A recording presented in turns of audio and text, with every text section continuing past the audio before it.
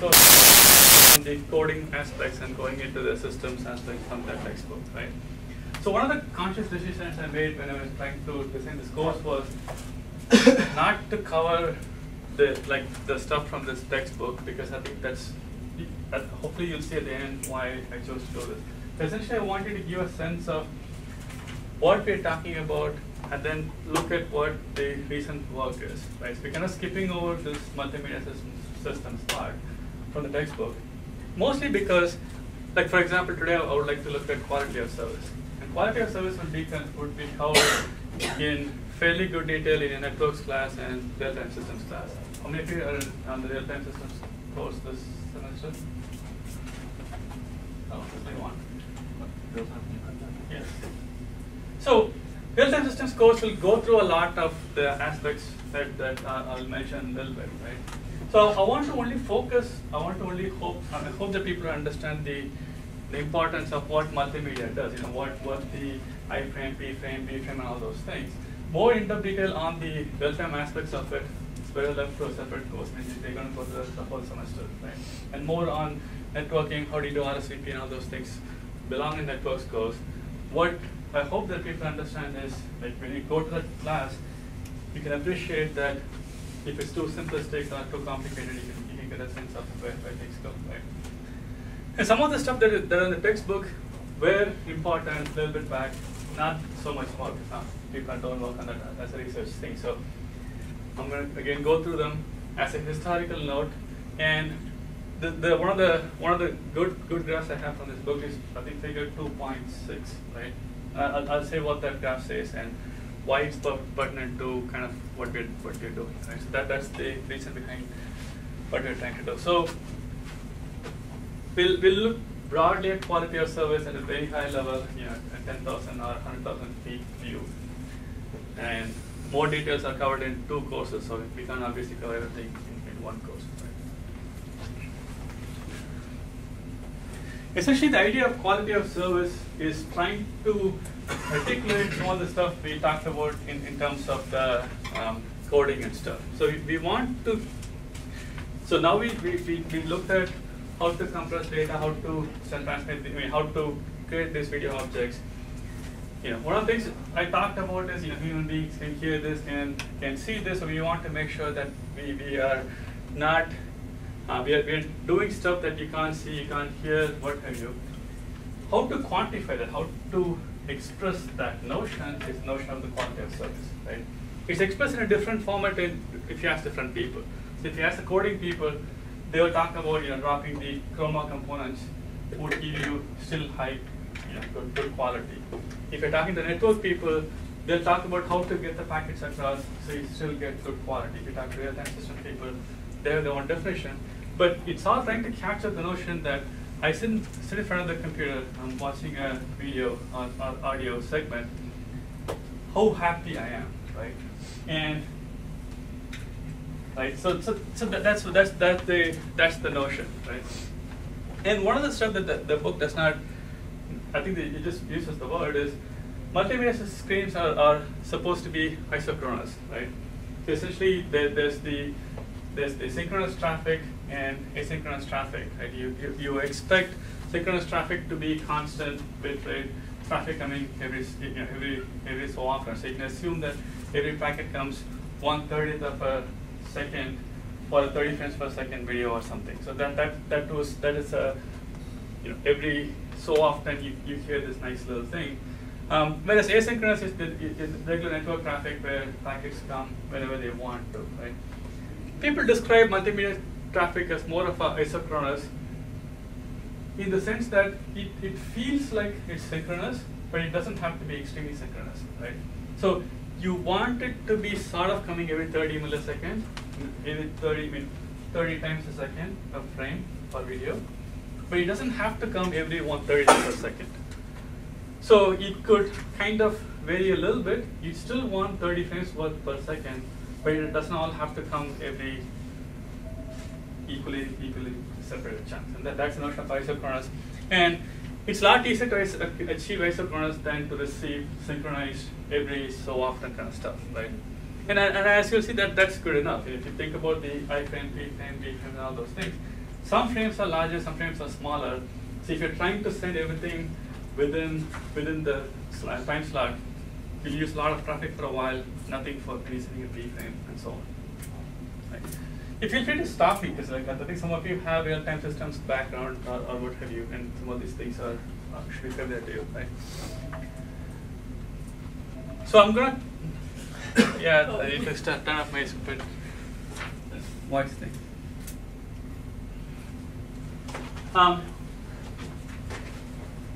So this is what real-time systems mean to us in half a slide, whatever you hope to cover in a whole class, right?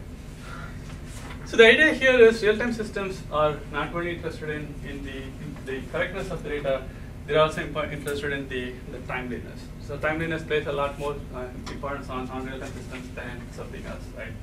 For example, if you're trying to, so the canonical examples that they will give is, if you're trying to shut down a nuclear power plant, right? You have to shut it down before it melts down, right? It doesn't matter if you do the computation afterwards because it's lost, right? We don't have to worry about such serious stuff in multimedia. So the differentiation is the soft versus hard real-time systems, right? So real-time systems would mostly talk about hard real-time systems. We are happy with the soft real-time system. So if your video is not refreshing every 30 seconds, most of the time, nothing is lost. I mean, most of the time, there's no loss of life or what have you that you talk about in hard real-time systems, right?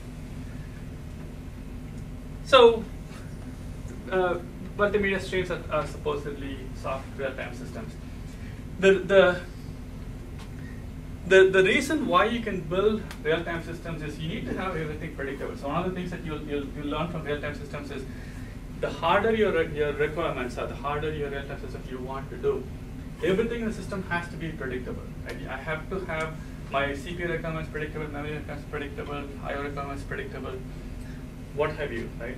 So the real hard-time systems cannot run over Ethernet because it's not predictable. The underlying network is not predictable, and so on, right? The more you can predict, the better you can say what kind of a guarantee you can give. The less you can predict, the less you can give. The nice thing about multimedia systems are inherently they are predictable, right? They're predictable in terms of what the requirements are. If you're doing 30 frames per second, after your 1/3 of the time is left, you probably don't need that frame. So you're okay with a good quality or bad quality. But there's a notion of the real timeliness based on the refresh rates, based on the videos, and based on the stuff that we talked about before. Right? And that's one good reason why people like to study multimedia systems as real-time systems. If you're talking about shutting down the power plant, right? The reason of how soon should it be shut down, it's not obvious to us. I mean, it's not obvious to us. So the answer would be as soon as possible, right? Putting bounds on it, and all depends on the physics and all those things. Whereas here, it should be easier to see, right? And that's one of the things I want to what do you take away from the multimedia systems course? We're not so much worried about how you do the scheduling. We're not worried about how you do whatever. We're trying to figure out whether we can help the real-time systems folks by being able to predict what you want, being able to predict how much memory you want, how much CPU, how much whatever, right? And hopefully we'll be able to answer that after the last few lectures, right? So in terms of the CPU, how well do you think we can predict for decoding? Let's look at MPEG-4, right? How well can you predict how much CPU you would need? Well, it depends on what sort of video you're dealing with. Mm-hmm. If you're dealing with relatively static video, like here with you moving back and forth on the blackboard, it can be relatively predictable. No, I'm talking about the decoding. But the decoding speed is relatively predictable. So, okay, so let's bring it to the class, right? So, do you think that decoding speed decoding CPU depends on how much motion there is? What do you think is dependent on? We didn't actually say it so clearly in the lecture, but what do you think it depends on? Bit rate and other things that require processing time. Bit rate changes a lot. They require more processing. Okay. Can you put an upper bound on how much CPU would need? It's going to change. But can you put upper bound on how much you would probably need? I guess so. Yeah, if you have a maximum bit rate in the file, you could just predict the maximum. What other factors do you think affects the amount of CPU that you need? CPU or you can broaden it to other resources. What other factors of impact for decoding can you predict, or what does it depend on?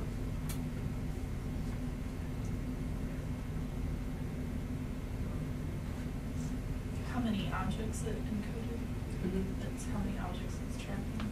Yes, so if you use the real MPEG-4, right, if you have objects, then based on the number of objects, you can predict somewhat. I mean, obviously you can't predict precisely, but you have a lot more sense than you would otherwise, right? So you can say there are more objects, then you probably need more computational power or what have you, right? What other stuff affects these things? Thinking back at the GOPs and blocks and stripes, right?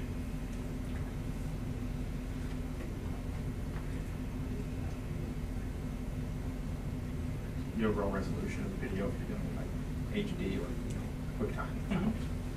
Yeah, so the resolution, number of objects,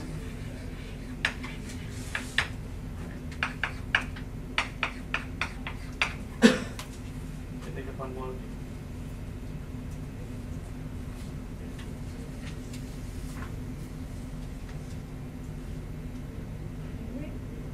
Frame rate? I'm assuming all these things. Yeah, frame rate.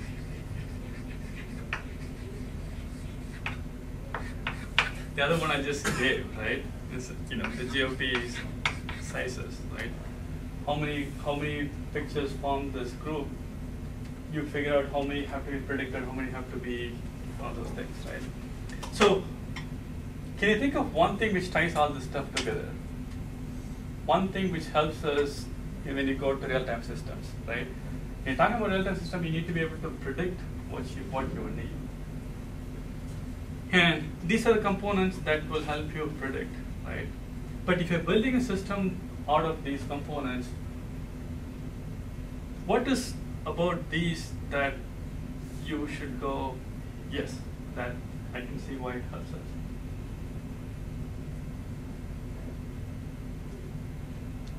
It's part of the algorithm for the decoder that translates to real instructions. Yes, it's part of the algorithm, and put it a different way, it's all in the header, right? When I send you when I want to send a stream to you, I can say this: the resolution is something. I can say the frame rate is something. I can say the number of objects is something, right? So I don't have. So these don't have to happen afterwards, right? To be able to predict, I need to know what I'm getting, right? And here I can say, I'm going to send you a HD stream. So you should have a good idea of how much you're going to need. I can say I'm going to send a HD stream with a GOP space of 1,000 frames. So you know how much memory you need to store to keep all these contents, right? So these give you some hints on what the decoder should have, what kind of resources it needs. So you can actually predict to some extent what it needs, whether it can provide us resources or not, right? And does that make sense? Right. So is that true on the encoding side? Or which of this is true on the encoding side?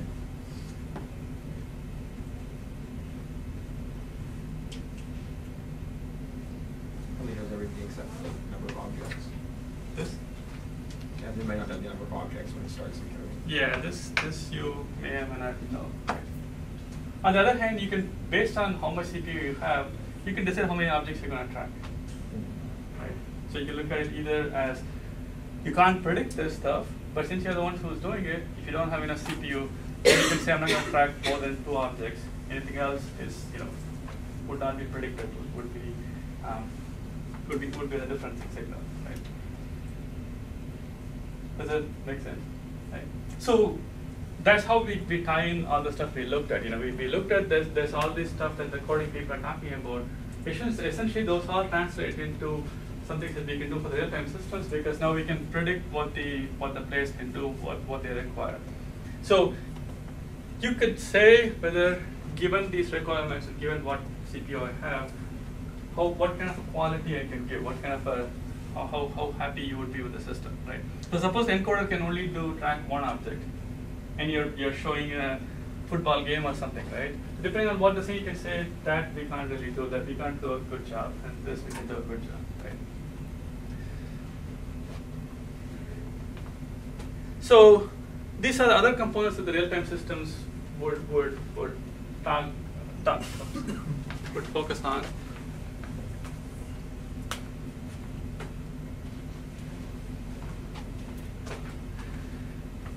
Being able to get predictably a fast response, and so if an event happens, you want the computations to happen quickly, and multimedia systems are so predictable, you don't usually have to worry about this stuff. So if you're talking about shutting down a nuclear power plant, right?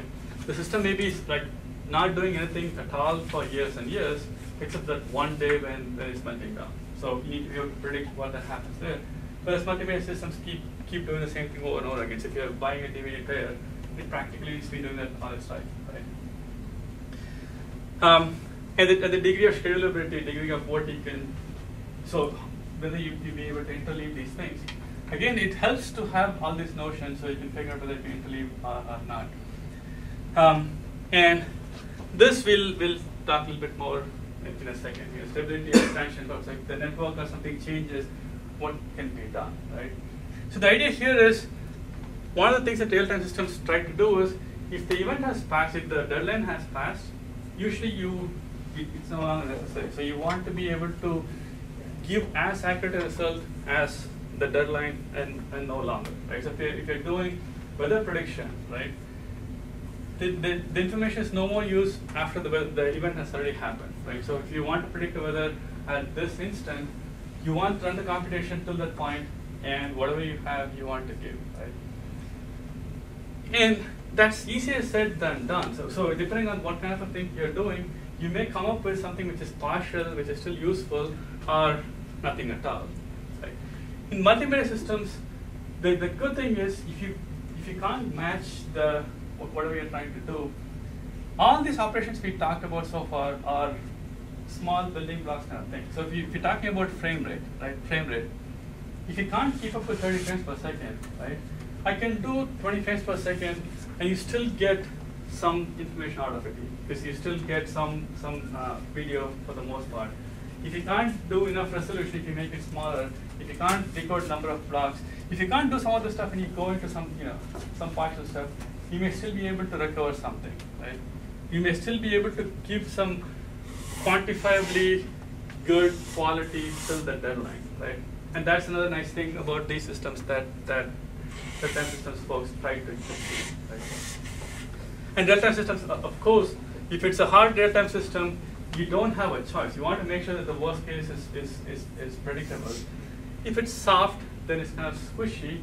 In the case of the multimedia systems, if it's soft, naturally it gets you all these benefits. Naturally, if you have a lower frame rate, it's still useful, right? You don't have to argue with that stuff. Right? So does that sort of give you a sense, right? So if you take that real-time course, you'll probably, I don't know how far you guys are into the course, right? But essentially you'll talk more about how to schedule these different tasks and stuff. And one of the hardest part in that sense is trying to figure out how much each of these operations will take. And multimedia systems, at this point, based on what we looked at, should be fairly good, right? It's not going to be accurate because it depends on I frame, P frame, B frame, and all those things, but we still can do something.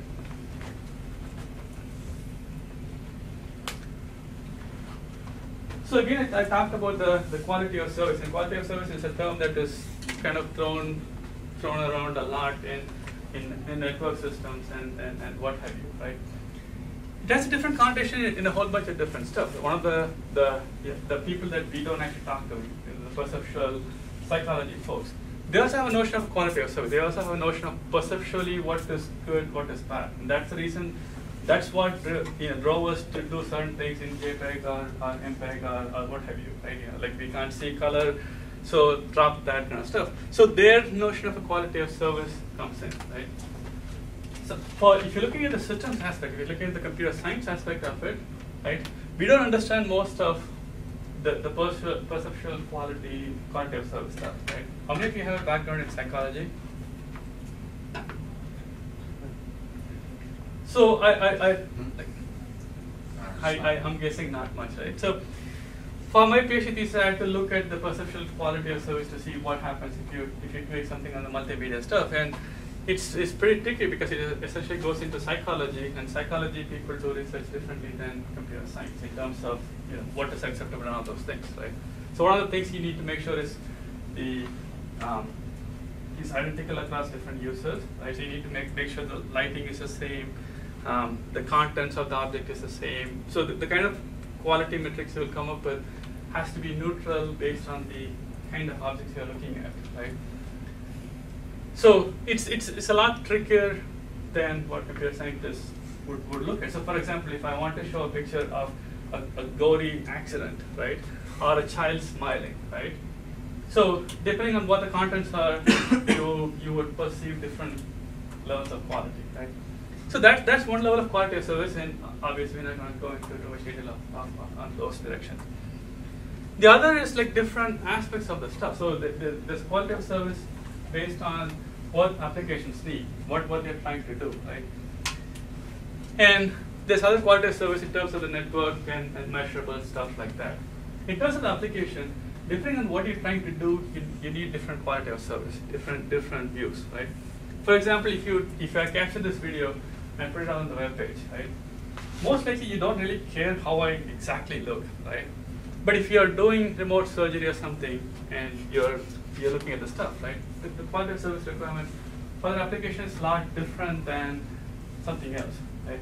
The network may be the same, the eye is the same, but what is important in that scenario is not different, right? So they may not, for example, care about frame rate, but they may care about resolution, right? They may, if things have to go, they don't mind 1 frame a second, but that frame better be good, right?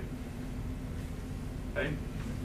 So so the application drives what the quality is. So the first part is to try to see, in general, given a video, which ones can be dropped, which ones can be kept, because that's what, in general, human beings perceive as something. But depending on what the specific application is, some stuff cannot be done, even though you know it's not that useful. You just don't want to do that, right? Especially when you talk to these doctors, they don't like to hear the word lossy, right? Doctors don't like to hear lossy compression, right? Every doctor I know, they don't understand what it is, but it just doesn't sound right. They would rather have the full bit rate, right? Even though you can't give them the full bit rate, even though you don't need the full bit rate because they can't really see anything, but the notion of it, right? And system QoS, I'll spend a little bit more time as we move along, and that talks about some of the network and the OS and other stuff that we in computer science can do something about. So in terms of the quality of service, there are a number of things we need to happen. One of the stuff is trying to figure out what are we talking about? How do you quantify what you're talking about? What is the quality, and how do you figure out what you're talking about? How do you figure out how you can specify what you want, right? So being able to specify what I want is the number one step. The other step is, once I know what I want, I need to give that to the system and say, negotiate whether I can have that. So if I want to send it across the network, I can say, this is what I need, right? Whatever that is, can you specify it? Like, can you provide this? So every participant across the way has to figure out if they can give that service. And if they can, then eventually we can set up a whole system. So the QoS has to be end-to-end, where I can figure out what I want, and every component should be able to see if what I want can be matched to what they can provide. And these are important, because I can say I want a jitter of 4.3%, right? If you don't know what jitter is, then we can't proceed. So I need to say I want a jitter of 4.3.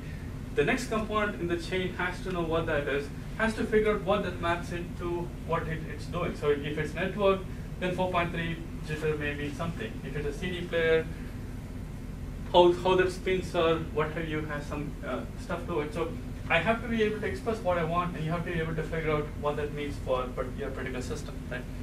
And sometimes it looks obvious, and sometimes it's not so obvious. If I talk the right parlance across the thing, it makes sense, but sometimes it may not be that obvious as you would like to. So in terms of the network folks, they can talk about throughput, bandwidth, the higher level parameters, and delay, error rates, jitter. Jitter basically says how. So if I'm sending every so often, let's assume this is X. All the way through. So I'm sending something along this axis, right? So on the other end, if I receive it like this, right? This is a measure of jitter. It's like I'm sending something on a regular basis, but you're receiving it in some slightly off fashion. So how much this can happen, this gives an indication of jitter. And sometimes you're able to deal with that. So if it's only like here, you can kind of store all these 4 frames and smooth it out on the other end. Sometimes you can't. So I can describe those things as what I want, right? And there's a notion of service classes. So if I specify what I want, then the system ought to be able to put me in a class which matches what I want.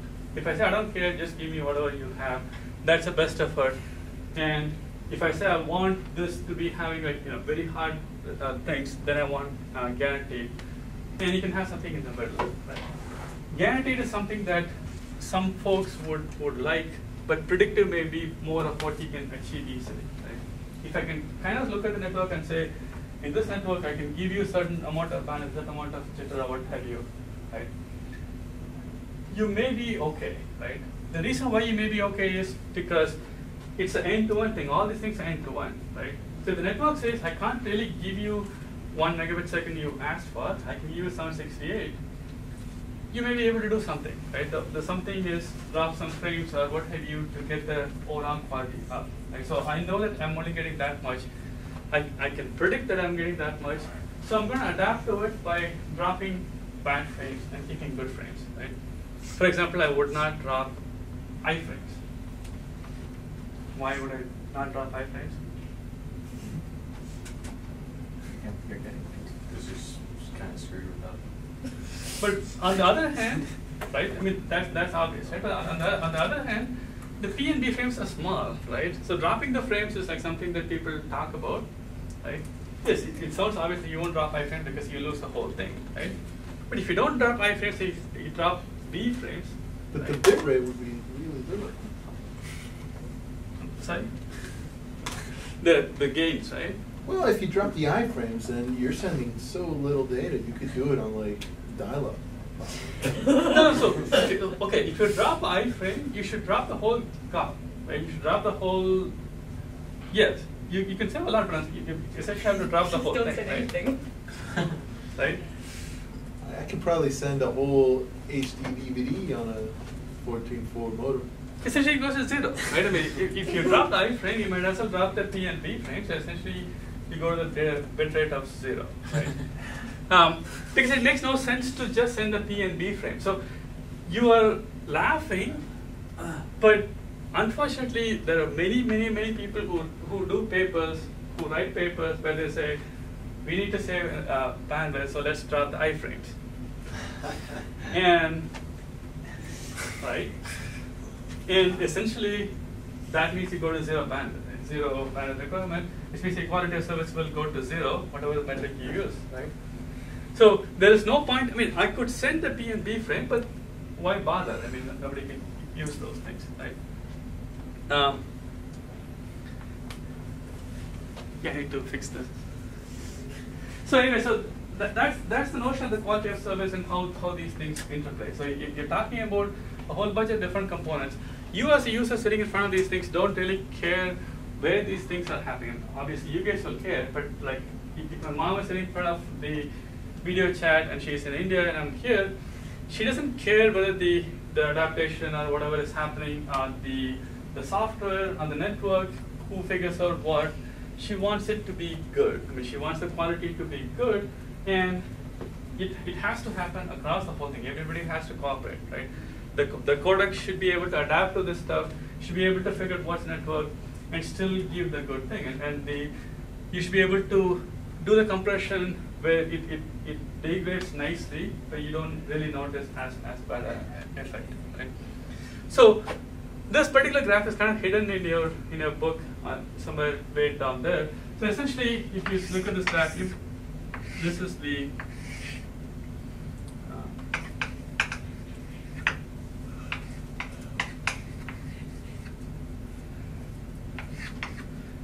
this is a good graph. I mean, this is applicable to most everything, right? It's not just to multimedia systems. Essentially, this one says the timeline. You know, you can look at this as the year, right?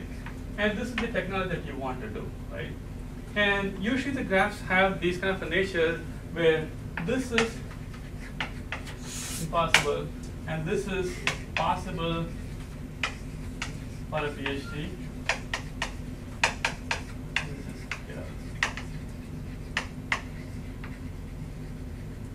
If you look at this research topic, right? So this means that these are stuff that you would like to do, but the hardware just can't do it, right? So if you want to do a 3D animation with display, What's the bottom one say? Get out what? get out of the research area. Huh? Area. Oh. From a research perspective, right? This means that any Joe Schmo machine you can think of can do this stuff, right? So if you're trying to, like, let's say, solve sorting algorithm for 10 elements, right? Right?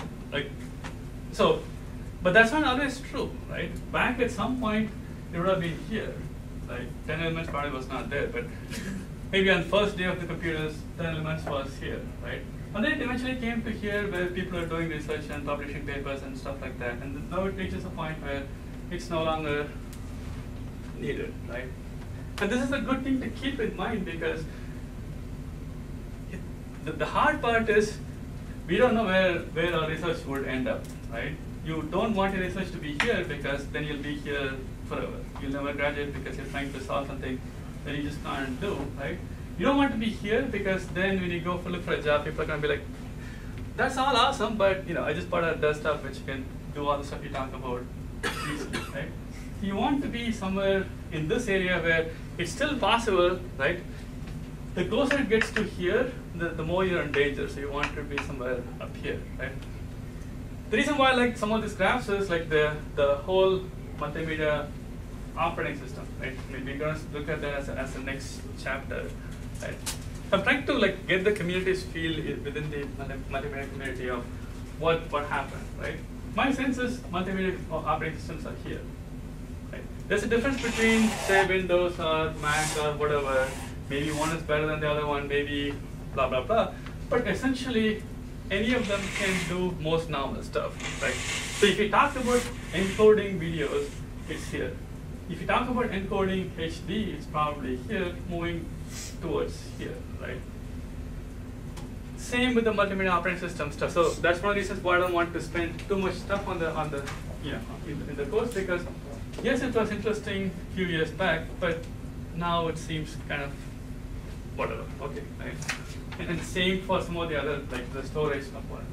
You don't see any papers published about how to service, how to serve video servers, video file systems and stuff, because it's a problem for a small sliver of stuff. So if you're running YouTube, right, or Google Video, perhaps it's a problem for them because they're probably serving 100 million users a day. So they have to figure out how to solve these problems. Like even for YouTube, I don't think it will be a problem because they reduce the guarantees that they give you, right? They don't give you any quality stuff at all, right? If you can't see the video, fine. I mean, it's free, right? I mean, they give you the best quality that you can get for the money that you pay, right? But if YouTube ever goes into a model where you're paying for it, they have to give some quality of service, then maybe there's some research there, right? Otherwise, for most normal machines, they can support these things, right? And it's much more interesting in the context of multimedia and stuff, because it goes from here, goes from here to here. And some of these things which are here, you have to be able to figure out that these are here, because then you can't really solve them because you're just not ready for them. Right? So I like this graph, but it's kind of buried way into the book. It's not related really to multimedia systems. I think it's more related to how to find good research topics for thesis, right?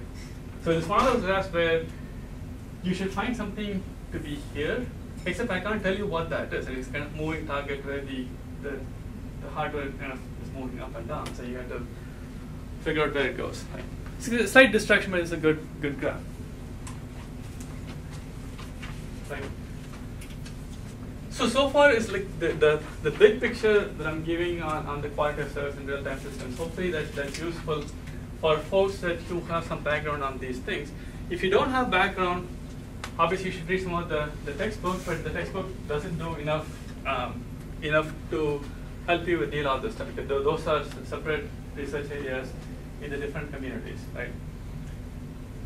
But I think this level of knowledge ought to be able to enough to look at some of the more recent stuff that we would like to look at.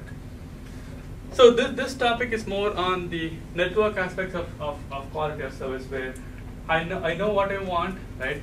I assume that the multimedia layer can adapt to the stuff, but how do I specify what I want, and how do I specify how things go, right? So the simplest thing you can think of is the throughput. How much bandwidth you require. 10 megabits per second, 100 megabytes per second, or what have you.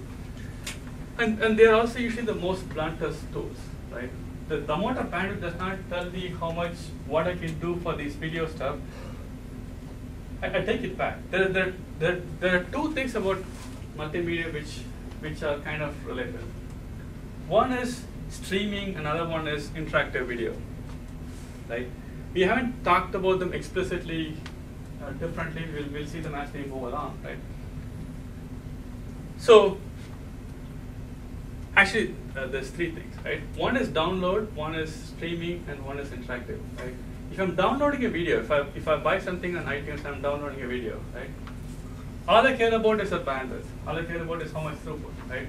I purchased this thing, I need to download it, and this is a 5 terabyte file. I just need to download it at some point. I don't really care about any real-time system, any of those aspects. The next aspect is streaming, right? If I'm watching a stream, recorded stream from somewhere, right? There are things I can do. One of the nicest things that people tend to do is delay everything, right? So if you watch a TV, right? If you ever go to a game and you carry a TV, right? You're never in sync, right? But that's okay, even if it's like a minute or so away, right? So the game might have been over for a minute, the TV is still catching up to it, right? So unless you're actually in the game, you are never the wiser. So I can solve some of these problems by essentially buffering them up to give you a good quality after it starts, right? However, if you're trying to do video chat, none of these options apply, right? So I don't really care about throughput on those. I care about the other components I talked about, right? So you can't generally say video requires low delay or what have you, depending on what you're trying to do with a video, right? It's usually implicit, but that's the difference. So if you're talking about a real-time chat or whatever, you don't really care about the bandwidth, you care about the interactivity, right? But for people who talk to anyone using VoIP or Skype or internationally, right, you'd appreciate this component, right? So if you're trying to talk to India, then you already have like 200 millisecond delay depending on how you go. Adding to the delay, which you can't hold the conversation at some point. Right? So in terms of the delay, it could either be the local delay in the processing within the system, which is the OS kind of issues, or the end-to-end delay on the network or what have you. So when I specify I want a delay, I don't want a delay more than 10 milliseconds, you may have to actually ask a whole bunch of things to make this happen. Right? So if I say I want it to be less than, say, 50 milliseconds. So if you ask Notre Dame, you're going to say, oh yeah, I can give it for 5 milliseconds, right? But if I'm trying to talk to somebody in India, I have to make sure that it's cumulatively being able to service across the whole system, right? And that negotiation is not that rigid because it's expressing what I want and changing it to the. So if you take networks course, you'll appreciate that component. So if I express that I want 5 millisecond delay, what that means in the network router is not that obvious and that straightforward. And again, jitter is the notion of the variance I talked about, and that has a lot more significance for us, and that depends on the prior time kind of stuff, right?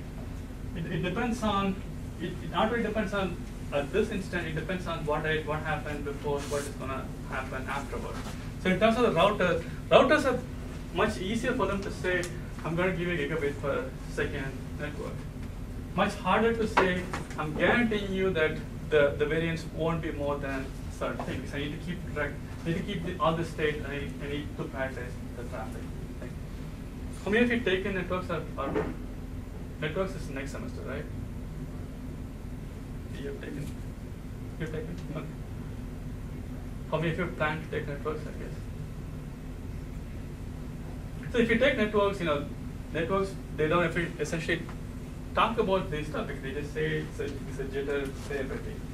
And one of the good example applications which needs jitter is the multimedia and how that interfaces with them, right? And reliability is another aspect that helps us, right? Reliability means, in our context, how, if you drop some things, how does it help? And that goes to the iframe stuff, right?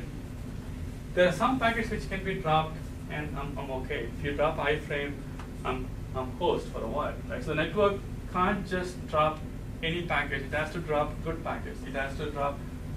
It's allowed to drop certain packets, but not other packets, right? And that has a notion a lot more on the multimedia stuff. If you're trying to FTP a file, if a packet is dropped, you retransmit or what have you. Whereas in terms of video and audio, especially if you're doing a chat or whatever, then you may lose a whole chunk of video for a second. You may lose a segment of audio, which is a lot more annoying. So, in terms of network QoS, again, this is I'm stating it as like half a slide, but this is essentially the RSVP and in-serve, diff-serve mechanism. So if you take network class, one network class is too small to cover this component, right? Because I think the whole in-serve is like practically this big specification. Because it goes into the details of how do I specify what I want, how do I specify and tell you what I want, and how do you tell me whether you can service them, and how do I make sure that you keep your end of the bargain, how do I make sure that everybody keeps their end of the bargain? Because all this has to involve money, right? If there's no money involved, we don't need to worry about that. But if I want to do quality of service, I want to be able to say, before I start, this is what I want. I want a HD quality video. So I'm going to need 10 megabits per second network, right? Usually you don't go for the maximum you can get because you're paying for it, right? So you're not going to say, I want unlimited bandwidth, because then you're going to pay for unlimited bandwidth. So what you're going to say is, I want up to 10 megabits per second, I want at least 2 megabits per second, I want this level of jitter, whole bunch of stuff, and can you service me, right? And he's going to ask the next router and so on, up to the sender, up to the one who's going to service me, right? They all have to come to agreement and then come back and say, sure, we can do that. It'll cost you $100 a second, but we can give you whatever you want, right? Right? So they come back with $100 a second or 10 cents a second or whatever, right? So you come up with some metric. And these techniques have to deal with those. They have to figure out how to come up with these, help you with coming up with these pricing models.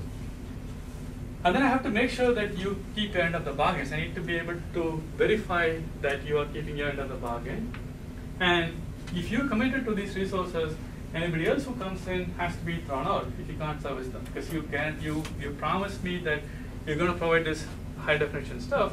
So anybody else who comes in either gets a lower quality service or they get completely dropped. So you need to do admission control, which figures out whether I can be admitted or somebody else can be admitted. I need to have reservation, right? Where I say, this is how much I want. can be based on the sender or the receiver, right? Sender says that you are a HD station, so you direct drive, you send out saying this is how much bandwidth I need. Receiver means I'm a PDA, so I can't deal with the HD stuff. This is how much screen I have, this is how much bandwidth I can support. Let's negotiate based on my end or your end. So essentially you send these things across, and there are different protocols which based on how this is sent, right? The simplest way is to send one message across all the way to the end and come back and tell me what I want. More complicated ways, multiple rounds, right? Essentially I say I want a PDA quality, and then I give my requirement to the first router, the router passes it on to the sender. Sender sees all the stuff that everybody can give, and figures out what is the rate that the system can support, what it can do, and either says yes or no, right? And you can imagine more complicated protocols where we all go through a negotiation for a couple of rounds to figure out what is the best quality that we all can give. And make life interesting, things keep changing. So we all agree to something, and then things fall apart. Network becomes faster, no problem. Networks becomes slower, then we need to have a way to renegotiate what we just asked, right? And so again, I'm giving you a very high level view of what the networks class will talk about, but the network class will talk about the mechanisms of how you do that. What kind of packet do you send, which will make this stuff, what are the different protocols, right? But the idea, I think you know, is like there's a high level reason why you're trying to do this stuff. So now more related to what we are trying to look at. One of the things that we notice is this I-frames and B-frames and P-frames are different sizes, right? So if you're sending them on the wire, so depending on what you negotiated, right? You probably don't negotiate for the I-frame bandwidth, because that's a lot of bandwidth. You probably can't stay with the B-frame rate because that's probably too low. You want something in the middle, right? So the way you deal with that is your leaky bucket protocol. You put all the frames into a certain leaky bucket, and then things go out in a constant fashion, right? So your I frame and your B frame, let's say B frame, right, comes in like this, and conceptually you figure out what the data rate you want to send. So you're sending at some data rate, right? So I frame would take 3 or 4 slots. The B frame would take less slots. The P frame would take less slots. And then on the other end, it's kind of put together. So you have to figure out what the average bandwidth you want to support. Then you use that abstraction to send these packets out. So you need to figure out, have a good notion of what those are. So if you miscalculate, then it's no longer constant bit rate; it's more variable bit rate. But these are stuff you can try to do to shape the traffic so it's a lot more smoother than what you're requesting. Right? So what affects your ability to do this kind of a traffic shaping from the video perspective, right? What affects your ability to predict what kind of a rate you're supporting?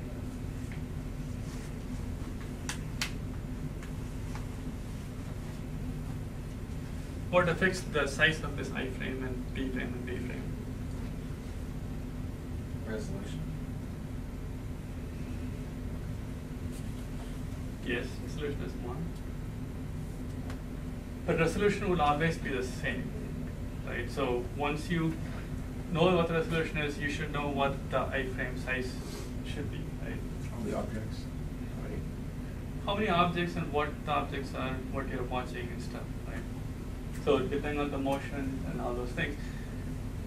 So you're trying to use the leaky bucket to figure out what the average data rate that you're shooting for. But again, depends on the scene, right? So if you're showing a blue sky, then you probably are well within this rate.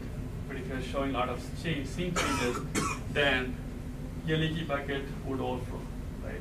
And those packets are discarded, right?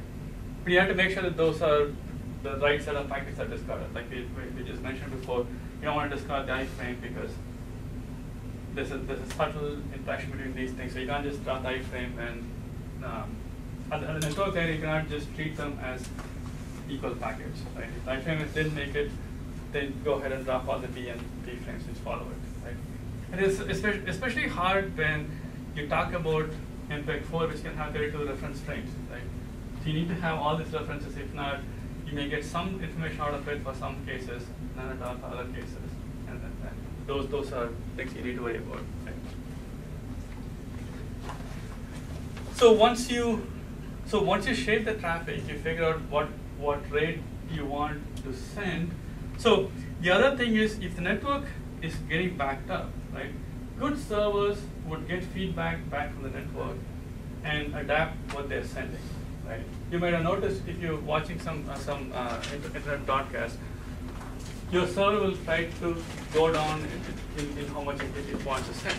You'll notice all this stuff when you're trying to send it across the planet for your next project, right? So if you're using QuickTime is aware of all these differences. So essentially, when the bandwidth starts falling, it'll switch to a lower quality, lower bit rate. Essentially, I don't think you'll be able to send HD rate across the planet. Right? It'll keep adapting to a lower fidelity. And in terms of where the browsers and the stuff come in, is in terms of figuring out what can be lost and what cannot be lost. So you try to keep the audio going at any rate. You can lose the video, and you're still fine. And those application-specific stuff, and those are not. Those are stuff that you need to worry about when you're trying to build these things, right? The other stuff you want to figure out is, if you're looking at from a networking perspective, like networking people want to figure out what the errors are and detect and respond to it, right? So if you're trying to upload a file, you want to make sure that the files are received at the other end intact. Whereas in the case of multimedia streams, many times it's okay if you receive something which is wrong. You don't want to pay the penalty to figure out what the error is, right? If I'm watching a game, right, and you suddenly see a frame which is in the wrong color, right, or a wrong frame comes into the stream, right, I would rather just have a glitch and then keep moving on, rather than going back and fixing those stuff, right? Whereas if I'm downloading a file, I don't mind if it stops, tries to go back and fix the errors, right? So it depends on what you're trying to do, and it depends within the multimedia if you're trying to download it or if you're doing a video chat, right? If you're doing a video chat and suddenly you hear static, you're still okay. You don't want the whole system to stop, correct yourself, and then come back with the right set of stuff. So in terms of the correction, right, the book talks about a few of those. So some of the things which are more important to here is selective retransmission, where I retransmit some of the frames that might have been lost, right? But a multimedia aware stuff may retransmit the iframes if it's lost, right? So it may figure out what to retransmit based on what it's trying to do. So if you lost a B frame, it could say, fine, I mean, you lost it, you lose the quality, but it's okay, I don't have to send it back. But if I lose a iframe, even if the network is lossy, I may send it again, because if you lost iframe, you lose a whole bunch of pictures after that, right? And FEC is for forward error correction. So what I can send extra information upfront so that when you receive the stuff, if you have error, you can reconstruct the objects back, right? So instead of sending one, I send the iframe twice. So even if you lose one, you can get it back. Even if you lose half of the iframe on one packet, you can get the iframe and then put it back together. Of course, I'm saying it in a very high level. The details of how you do this FEC depends on your application. In which, in our case, it's a multimedia, right?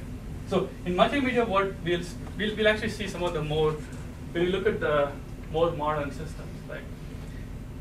You play a lot of games on this one. You figure out how to send the FEC, because FEC is essentially wasted information. I'm sending something twice over, right? So how do I send this stuff? How do I send this duplicates in such a fashion that you still get good quality out of it?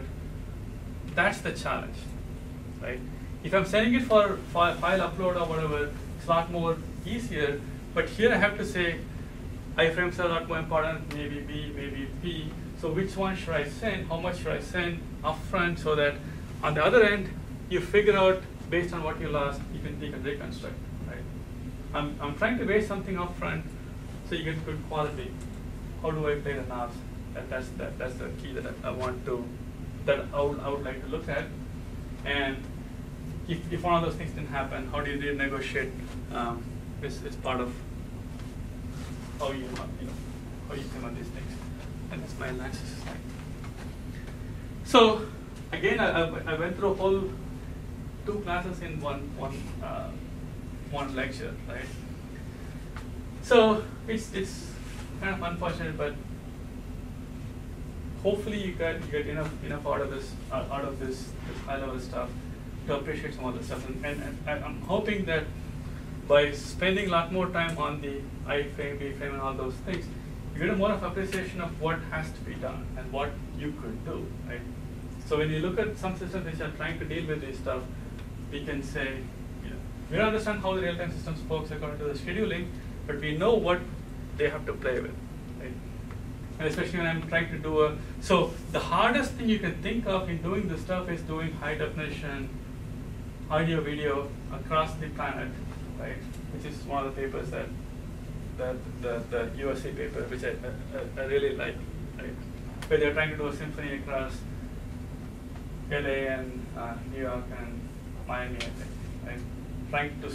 Trying to keep the coordination, trying to have it interactive where people can still play along, where you have one player in Miami, one player in LA, they're trying to have a symphony together, right? So your delay tolerance is very close. How do you do that? Is one of the papers, and hopefully we'll appreciate what they have to do and what they have to go through. And hopefully when you do the homework project, right, you can get a sense of what the network is out there for these systems to be built, right? So one of the cautions with that for the project is, how many of you used Planet Lab before? Some of you. Okay. So if you haven't used Planet Lab, it's essentially like all these universities, including Notre Dame. So one of the things we would like to know is, how does the network, how does the internet look, how does it feel to be in Taiwan or Brazil or what have you? How do they see the world, right? Before, what we have to do is we have to know somebody up there. We have to ask them and say, can I log into your machine and I want to do some experiments from your side, and I need to ask them. So I need to personally know people all over the world. So one of the projects, the Planet Lab essentially operates on the notion that I give 2 machines, everybody puts in 2 machines, right? Anybody can log in, right? The control here is, I control what gets on Notre Dame. So I give access to students here, right? But everybody does it on their own site like that. But the idea here is, if I give you access to Notre Dame, essentially you get access to the whole every system. So you can essentially log in to SSH to any of those machines, and you can run experiments up there, right? If you do something wrong, I'm responsible for anything which happens within Notre Dame, and so is everybody else, right? The system sort of works because there are certain set of acceptable use things that you can do, certain things you can't do. The high level thing I look at it is, you can't do anything illegal with this. You can't use this to attack machines or what have you. These are designed for running experiments. So as long as you're doing something which is acceptable within Notre Dame, it's fine. You can't figure out how, can I use this entire internet to break into my account? Cannot be a research project. If it is a research project, you got to find something else, right? You got to find some other way. Otherwise, if it's legal, this gives us a mechanism to kind of log into a different machine, log into a different site. There are 730 or so sites.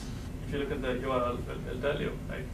So they all have given 2 of their machines. So I can log in there, do experiments, and so on.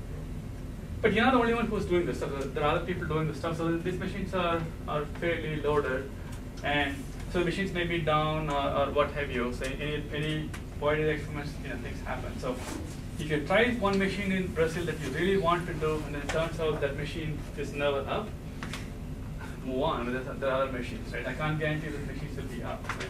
There are some machines which the school itself would do stuff that won't let that annoys you. Like for example, Notre Dame does not let you ping from outside for whatever reason, right? If you try to ping Notre Dame, Planet Lab, as I said, Notre Dame, you just can't get to, right? And I can't control it because Notre myself is behind this sort of firewall, right? So when you do those experiments, start early and try to figure out what these things are. But if it doesn't work for a certain machine, go to another machine. If it doesn't work for any machine, then we can try to look into it, right? And the goal here is not for you to choose a machine in insert content, but just look around, see how the stuff is, right? So that's the stuff I have for the class. So some of you worked in you guys are in real-time systems, right? How many of you consider your background to be in networks?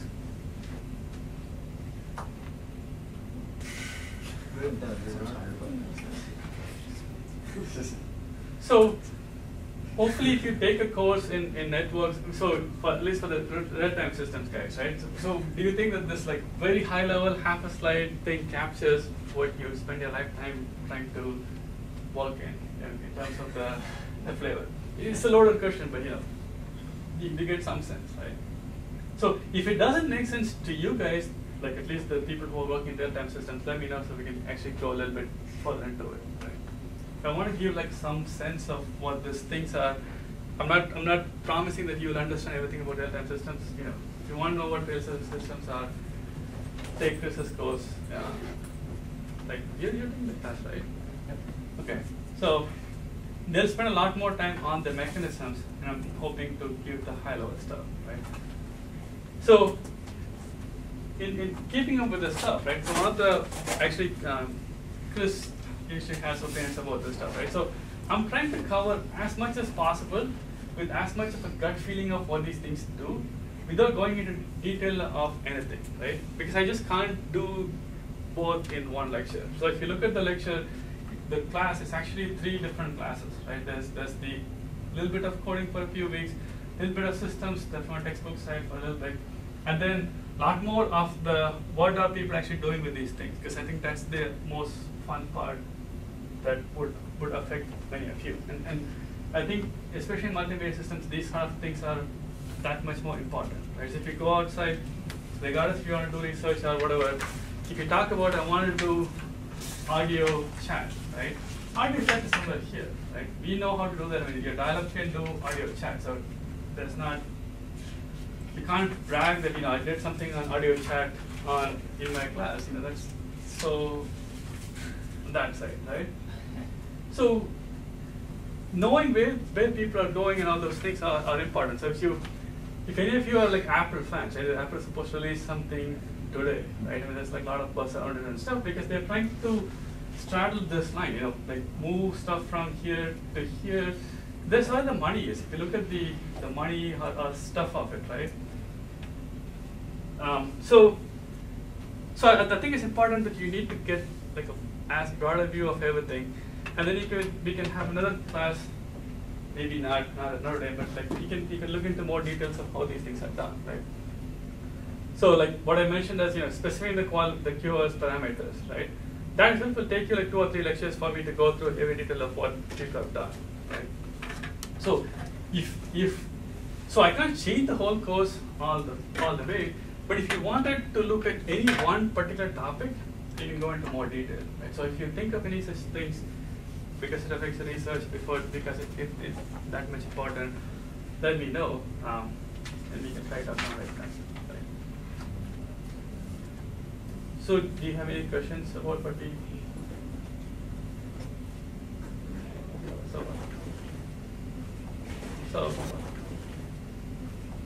So not, we are kind of ending kind of early, but 1:45 is the class ending, right? 45. An hour and 50 minutes. It's Tuesday. An hour and 50 minutes. 15. That's right, 12:30. Remember our operating system starts 12:15. It goes over a lot. I just thought it ended at 12:20 because you always goes over. I usually go over, but like so far we have been kind of. Well, there was less to go over today. What? Yeah, less notes today. Yeah, because I just got lazy trying to make all the notes, right? No pictures. Yeah, because like from now on, there's not many pictures of everything. Right? I can't show QoS in a nice picture.